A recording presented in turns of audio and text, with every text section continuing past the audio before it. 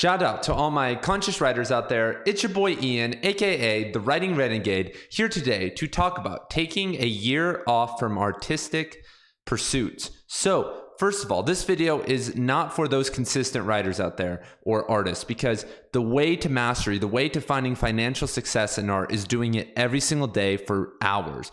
If you write 6 hours a day, every day of the year, you only get 2,000 hours in.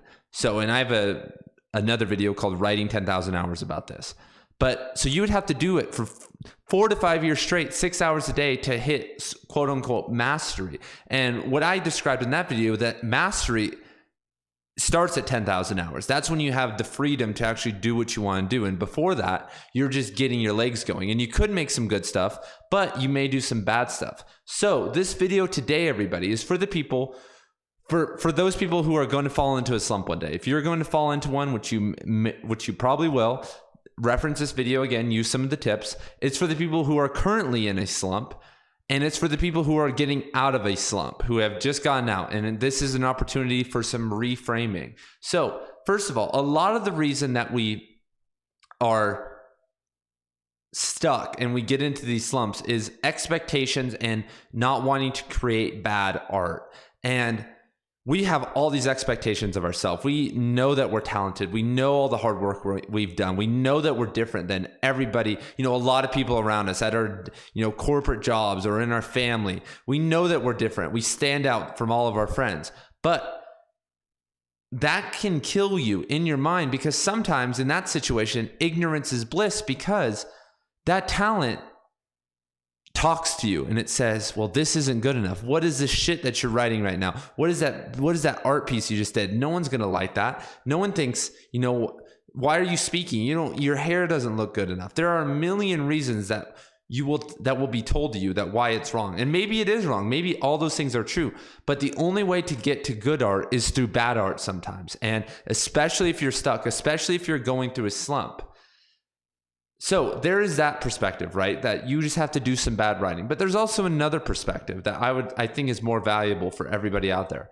Sometimes you need to take a year off from art. Sometimes you've invested too much in too many wrong things. Sometimes you need to refocus your life on relationships, on a career, on connecting with nature, or your health. My God, your health, your spirituality. There are so many different aspects in life. And sometimes art has to go on the back burner, as much as I don't want to say it, because a lot of successful athletes out there, and comparing athletes and artists is, kind of seedy territory, but athletes, like professional athletes, sometimes take 3 or 4 months off out of the year.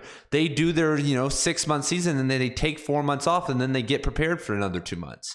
And us as artists don't really view it that way, because the mental capacity is a lot larger than the physical capacity. You can only work out a couple hours a day, but you can write and work conceivably 10 plus hours a day if you know what you're doing, and can get into that rhythm and sustain that for the rest of your life. So taking your foot off that gas pedal, especially when things aren't getting done, especially if you're just using that for procrastination, and taking some time off can be important. And during that time, so the caveat with this is, if you're going to do this, you have to work on some other area of your life. You have to go just as ham in another area of your life and master that area, because life and art are connected. And if you were just a one-dimensional person, your art is going to suffer. You might be able to get ahead of the pack for a while. You might be like a Stephen King that puts so much work in that he's really good, or a Ray Bradbury.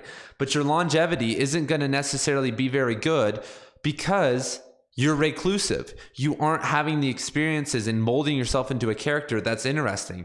You're vying off of and drawing from experiences you had from youth and adolescence when you did have that freedom. So now that you've constrained that freedom and that time off, eventually you're going to run out of steam. And the imagination is endless, but this is a common theme when people don't play enough. And some people can get away with this because they're playing on the page. Like the best artists, probably the greatest thinkers of all time, are reclusive, and they just know how to have fun. But I don't think that's everybody. And like I said, the steep drop off in those types of writers shows that. There's a couple that can reach that pinnacle. I'm trying to think like the Kafkas and the Emily Dickinsons. They are the type of people that stayed reclusive and kept it going. So there is that framing, everybody, that you may need some time off, and taking time off is okay. But if you are going to do that, you need to focus very hard on something else, because taking time off is not an option, like just not doing anything. If you're not going to do anything, at least connect with nature, connect with your own spirituality, do some meditation, do some yoga, like very light and easy stuff, but that can make a huge impact on your art in the future. And the third frame I want to talk about is the framing of your relationship with reality. So if you're participating in a co-creative experience with your creativity, right? And what I mean by that is that you're not just drawing from within, you're connecting with a higher consciousness, with something up the energy chain or something down on the energy chain. And that is having an influence on your art in some way. If you are connecting with that, sometimes you may be going 100% and it's going to tell you to go 0% or go 10% or focus elsewhere.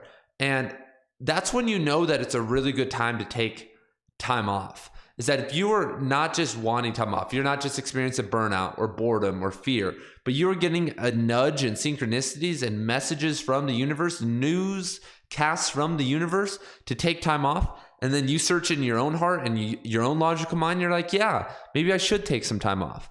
That is cool, everybody. I mean, that I would say is,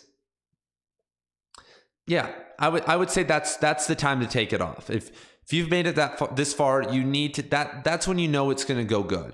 Other times it could go good. Other times your logical brain could make that decision. But if you haven't made that relationship yet through meditation, through living an authentic life, a life of connection with nature and, upper and lower consciousness, then you need to start working on that. Maybe taking some time off to work on that will help you.